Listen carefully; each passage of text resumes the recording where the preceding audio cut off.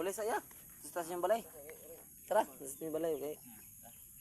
Murag ganihara ka diri udto siguro ba? Oo, wala ka nang isa ka ngayon na. Dito.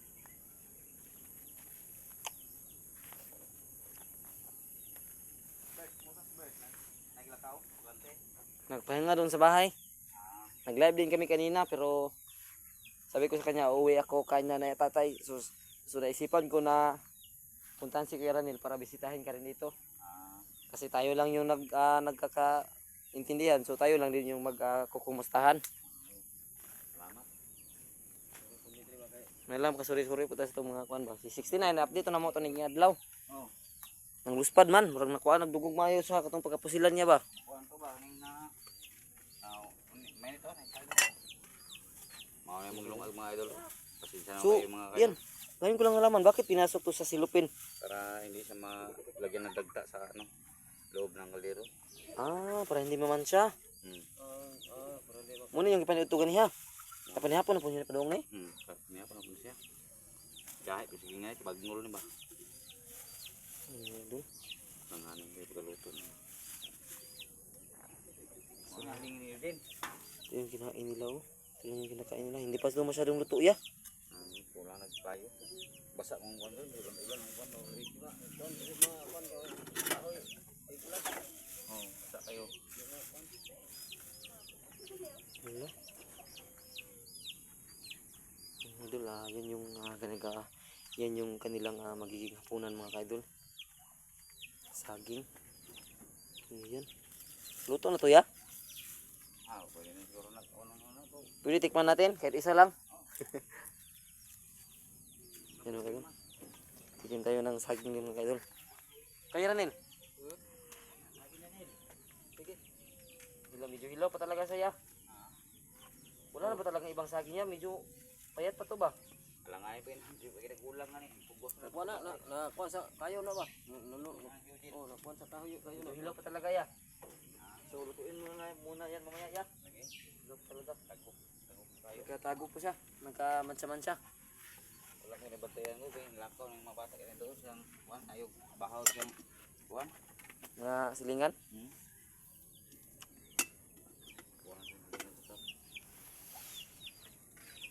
Si Pejitos mga idol. Tano maka-sahod na ta sa tong kuano kay para makakuan pud ta ba. Makatinabangay ta sa matag usa. Okay. Kaon po tag lechon. Tag magkakaon tag lechon no. Lechon manok ba, lechon manok. Last ko na katilaw og lechon manok atong nag-update ko ni Bulaw ba. Oh, nag-sponsor og lechon manok nga isa ka buok. Lagi pitira mong kaon oy. Kalimot ko to ni ma'am mga kuan, di man to siya gusto magpakuan sa kuan, di siya gusto magpakuan sa kuan. Sabi niya lang na salamat lang.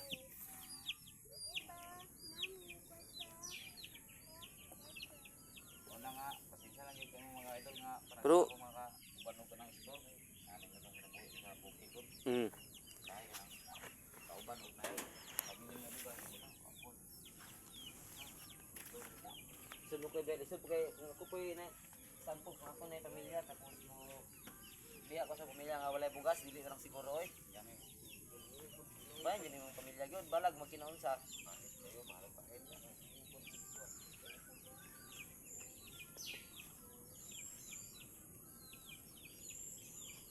Dino kay yung kanila na pastar gud ba. Ganda yung kanilang ginawang bubong mga idol is paano ba to? Anahaw. Bansang dahon ng Pilipinas, anahaw. Ayan. Malamig to, malamig, mainit.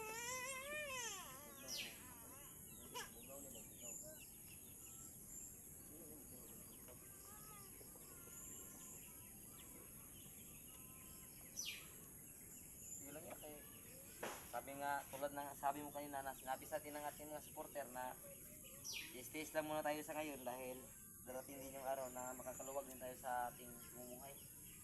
Kung hindi na ngayon, sa susunod na buwan o sa susunod na taon, i-stage lang tayo ng konti.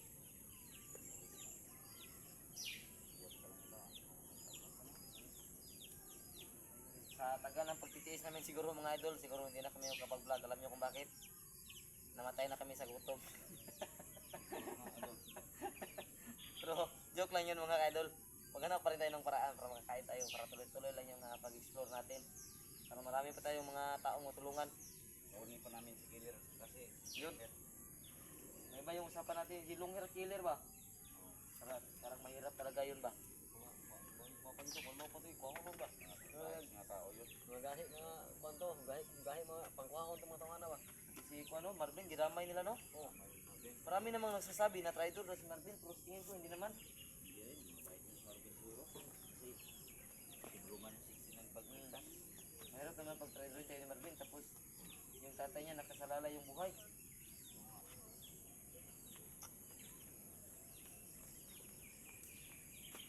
So sa amin ngayon mga kadol, binidyo lang namin yung pagpunta namin dito para malaman nyo rin kung ano yung mga sitwasyon ng kada buhay namin, yung ang tawag doon, yung sarili-sarili naming mga buhay ba, para malaman nyo rin. Kasi ako, kadalasan nag-update kasi ako sa buhay ko tungkol sa nanay at tatay ko. So ayan, nalalaman nyo kung ano yung mga pangyari sa buhay namin. So ngayon, dito naman tayo sa bahay ni Kajinos para malaman nyo rin kung ano yung mga ginagawa natin niya dito para kumusta rin natin siya. So hindi naman talaga kami pumunta dito para update siya. So kundi kumustahin siya dito. Maraming salamat sa dalawa ha. Kahit na kaya dalawa. Siguro sa susunod na Dito sa akin. sunod na puntahan natin, sama kami ni Kuya G. Chris, si Kuya Ranil naman mga kaidol, para malaman nyo rin kung anong sitwasyon niya. Oo nga. Sa totoong buhay talaga mga kayo. Sobrang hirap namin dito sa aming lugar. Kaya nga, minsan masaya lang tayo sa pag-explore kasi doon lang tayo kahit delikado, doon lang nawawala yung problema natin. Oo nga. Pag-explore, kaya doon lang kami tumatawa mga kaidol, pero sa likod ng kamera talaga mga kaidol, halos umiiyak na kami kasi sobrang hirap talaga ng buhay ngayon. Lalo na tumataas pa yung mga bilihin ng presyo. So kung magtrabaho kami mga idol, 200 yung kadalasan, 200 to 50 yung araw. Bili lang bigas, 60 per kilo. So yung Bugas, 3 kilo lang mali. 3 kilo lang. Isang araw lang kain yan. Kung mayroon kang anak. 50 na, yun sa'yo, diba, 200 lang ang mong kita. Kaya nga minsan naisip ko na umuwi sa pamilya ko kasi meron naman akong pamilya talaga, pero hindi ko pa nalalaman yung lokasyon niya. Pero hindi ko na iniisip na umuwi doon mga kaidol kasi baka mas lalo akong mahirapan kasi wala akong mapakain sa pamilya ko. So sa susunod na lang siguro pag meron na tayong meron na tayong pinagkakakitaan na steady. So dito, taste muna tayo ngayon. Yan yung bahay nila, parang ganito lang to kahit gabi ya. May butas-butas. Ano lang ng lamok. Pang babag ng lamok pero doon umaga. Baka dumaan yung mga Doon dumaan. aswang dito ba? Marami pa namang aswang tong lugar na to. May baril naman ako dyan. Okay naman, meron ka namang baril pero ingat ka lang kasi maraming mga elemento dito. Siguro kasi yung mga Aswang at mga manananggal dito, mayroon dito ba? Mga kapre. meron mang agimat ni Commander Imer dyan. Tulad yan, may malaking puno ng mangga. Baka may kapre dito. Laki yung puno ng mangga mga kaidolo, baka may kapre dyan ba? So, Yan na sintinyal ng mangga. yan. Karaan. No, Centennial yung ibig sabihin na mga mas luma na napuno. Oo. Pinakaluma. Yung nagtanim pa niyan. So, pinsan ni Lola yung sabi ng mga matanda. Hapon daw ng tanong yan. Yung may matanda nagsabi sa'yo dito. Oo. Yung sabi ni Lola pa kay Lola. Hapon daw yung nagtanong yan. Kanina. So nakausap mo yung mga matatanda dito na lula? Yung Kapitbahay nyo dito? sabi na yung mga kwan. Mga kwento na mo. Talaga nakakatakot pala tong puno na to. Malaki yan. Ilang taon na kayo yan. Ilang matagal na yan. Yan mga idol, yung laman ng bahay nila, makikita natin dito. So pwede tayong manilip dito kahit anumang oras. Okay lang, pero malamig naman to, okay na to kasi malamig. Hindi na tayo na uulanan. Ngi, parang tulo to ya ba? Tulog ka ni, likay-likay lang gud. Likay lang gud, tirada gud. May mga butas-butas yan. Tapos yung butas nakatungtong pa sa groove. So tas siguradong tulo talaga yan. Yan o, apinan ng kadapton pa tayo. Hindi masyadong malakas ang tulog. Pero tumutulog yan. Kahit na Yan, may binagay sila para hindi na tumulo mga kaidol. Kaya Nel, parang meron kang problema ya ba? Kung ano yung kung tiil ba, oh. Paano yan? Baka sa pakan kong ito eh. Ha? Tamakan ako ba? Benjik, sa ba na? Kuhan sa... Baka nagiro? Nakagat ng aso? Silingan ako ba? Naku, paano na yung luya mo? Ay, Kanang butangan. Dilaw. Butanganan ako kanang kuhan. Kanang limon ba? Limon sito. Akong puga dito. Padugo na ko. nakagat ka palang aso. Akong pagawas akong dugo niya. Kasi di ko ang tangan ng limon. Matay. Lagyan mo yan ng sabon niya. Matay. Kuhan na niya. Kapaat. Matay ba? Uy. Butangan akong kahos. Huwag kang kumpiyansa. Butangan akong kahos. Pa konsulta mo yan sa doktor. Gabi ba niya? Pag kuhan ako kay... Wala siguro. Gamay ra siguro. Pagtanaw ako ng dugo. Ako nang gikuhan. Gianan ako. Pagpagawas ako ba? Yeah, kaya tanin ko lang si Ate Christine diri. Ay, pero ano, pan. Sig ka hinuktok sa problema sa kinabuhi kay makatiguang. Smile jud. Dili man gud malikayan jud na ba na problema pud. Oh, lagi ko Samot na karon na hapit na gani ang eskwela nya pa jud mi ka pamalit og mga gamit ni mga bata eh. Unsa day mga graduate sa mga anak te? Kana akong laki mag grade 6. Hapit naman yan sa naka-school no? Hapit na. Grade 7. So to pa kung la, tapos lang yung mga gamit, enrollment naman. Mo gani. Hindi makayo.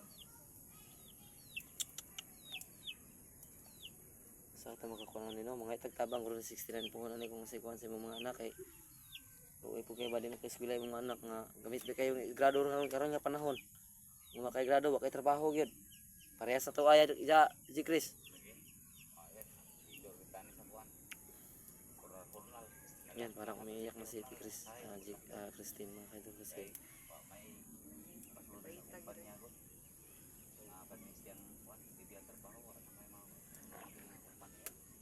so mga kaidol nalungkot si Ate Christine kasi marami silang inisip ngayon kasi malapit na daw yung pasukan.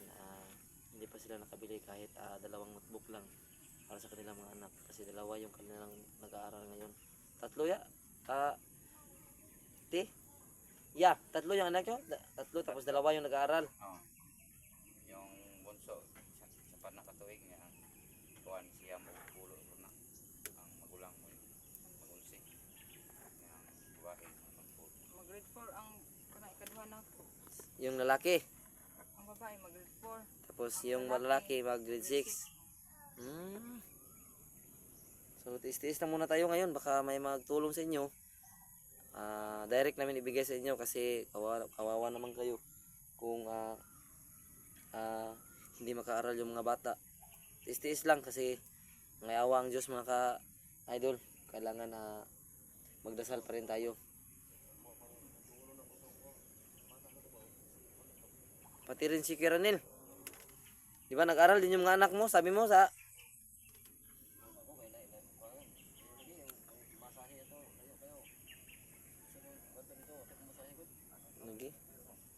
siyang lula daw. So yan mga kaidol, may kanya-kanya talaga kami ng istorya sa buhay mga kaidol bago kami pumasok sa pagiging bandido. So sa akin hindi ko nahabaan yung istorya ko kasi baka mas lalo pang lumami yung problema nyo. So sana mga kaidol maintindihan nyo kung ano yung mga problema namin kasi meron naman talaga kaming kanya-kanyang pamilya. So huwag nyo naman sana kaming isipan ng masama mga kaidol kasi talagang totoo yung nangyayari sa buhay namin ngayon doon na sobrang hirap talaga kasi marami na kasing basher kami ngayon mga kaidol. So okay lang mga kaidol kasi mas marami yung sumusuporta sa amin kaysa sa mga nagbabash. Kaya tuloy pa rin kami sa aming pagbablog mga kaidol. Balik tayo sa iyo ante. Kung magkabili na tayo ng kung magtulungan tayo, kabili tayo ng pang ano ba yun, pang-aral sa yung gamit no? Yung malayo yung school dito. Dayo pa pud. Katong pag-eskwela sa mga kuan diri. Kuan isa na mo katuig diri no. Kaya eskwela na sila diri. Pero transfer lang sila. Bakta sila. Asa pa yung eskwelahan diri kay ang mga gianan lahi man. Layo diri eskwelahan. Dayo hagabihan labot rin. Kita no.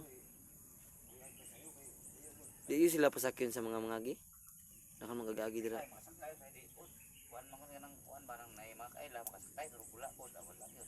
Adlok mo gano'n pasakay sila no kay basig madlok ang bata ba. Kay usor bang kidnapping ron ay mo kumpiyansa lang sa mga anak. Mahirap na ba?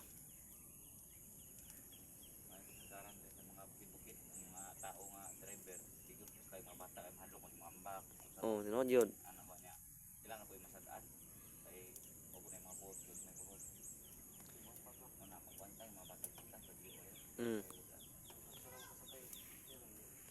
Sige lang ti Christian kay kung may mga taong mababait naman na talaga yung kanilang loob, so baka may magbigay sa inyo ng tulong. Huwag kayong mag-alala kasi direct namin sa inyong bibigay yung tulong na may bibigay ng mga sumusuporta sa atin. Kung meron man, hindi ko muna masasabi na meron, pero baka meron kasi marami namang mababait sa ating mga sumusuporta. Ngayon, banta bagal ang itagnaong sa aniron. Mm. Raim kay, wagit to eh. Lagi, hirapan. Kung sa kuan pa ta ba, kung yaga-yaga pang istorya sa joke, sa yaga-yaga pan, hirapan talaga tayo sa kalisod ngayon ba? Oo. Sobrang hirap talaga. Hindi naman kami mangingi sa inyong tulong pag meron man tayong magandang pagkain dito. Kasi saging-saging lang talaga mga idol. Saging at saka karlang. Yung mga kamuting kahoy no? Oo. At kamuti, yung iba kasi yung mga kaidol yung kamuting kahoy at kamuti. Yung tinatawag sa amin na kamuting kahoy mga kaidol sa Tagalog, sa Bisaya yun, yung balanghoy. Lang ko yung So yung kamuti, kung sa English yun mga kaidol, yun yung tinatawag na sweet potato. Tamis yun. magapang sa lupa. Yung sa ilalim ng lupa, yung balanghoy sa ilalim din yun, pero iba yung tsura niya mga kaidol kasi May kahoy. may kahoy siya, kaya nga tinawag na kamuting kahoy eh. Joke lang mga kaidol. So, sa ngayon mga kaidol, papaalam na kami sa inyo mga kaidol. So, dito lang muna tayo mga kaidol.